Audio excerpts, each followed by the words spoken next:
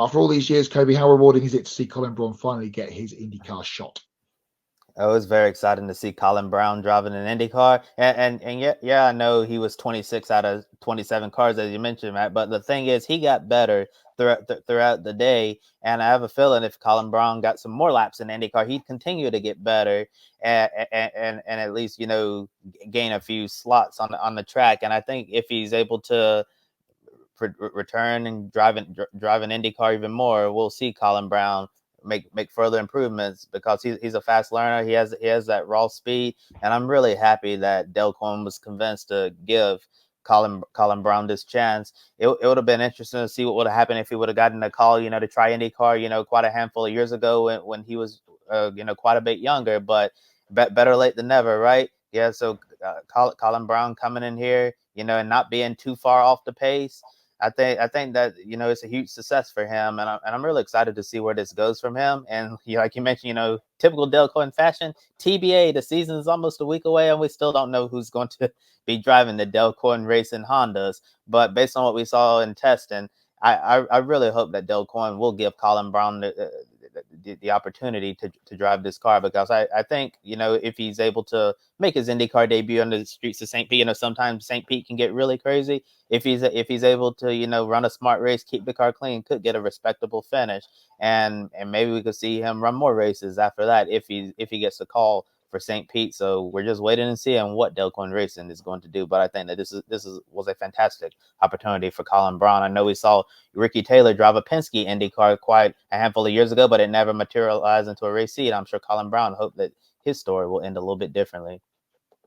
Yeah, he's been around a long time, hasn't he? He was kind of trying to get his way into the Cup Series 8 to 10 years ago, and did plenty of races in the NASCAR world, but then pivoted to sports cars. And it's great to see someone of his experience finally getting a go at the IndyCar level. Be interesting to see what happens with the driver lineup, with Jack Harvey kind of in the mix as well, potentially there. We know Dale Coyne has run some Brits over the years, like Conway, Justin Wilson spring to mind from years gone by. So we hope for the British fans that Jack Harvey can be on the grid. More on Brits in the IndyCar paddock later when we get to the news section. But yeah, good to see Colin Braun getting this opportunity. It does remain to be seen whether or not Dale Coyne will run Braun though in the IndyCar season. But it's not easy for a 35-year-old with limited open wheel experience to start a career in the series, as you said, Kobe. Typically, you'll see drivers with experience of Indy Next, Formula E, F1, or Super Formula make the move to IndyCar, but you rarely see sports car drivers making the jump. Ironically, Braun's teammate from the last couple of years in the IMSA paddock, Tom Blomqvist, has switched to the IndyCar series full-time this year with Meyer Shank Racing. Blomqvist has been one of the standout drivers in the GTP category over the last couple of years while sharing a car with Braun, and Braun at times was very much the match for Blomqvist. So far in 2024, Braun has been driving with the CrowdStrike APR team, in LMP2 at Daytona in the Rolex 24 and winning the Asian Le Mans Series Championship a couple of weeks ago alongside co-drivers George Kurtz and Peugeot Jr. Malfi Jakobsen. Instead of focusing heavily on open wheel racing series, could Blomqvist and Braun start a trend of IndyCar teams taking a closer look into the world of prototype drivers? I'm glad you brought up that point, Matt, because Colin Braun's already has a busy schedule this year. Running in LMP2 and IMSA, and then that fantastic run in the Asian Le Mans Series with CrowdStrike as well, and then. And it would not surprise me to see him and George Kurtz returns, to GT World Challenge America as well. So, Colin Braun's, racing schedule, is probably going to be quite busy. But I'm sure, with all the gaps and stuff in the sports car racing schedule, it could be easy, to fit in, a few IndyCar races here and there if he's willing to plug it into a schedule. But yeah, it's very interesting.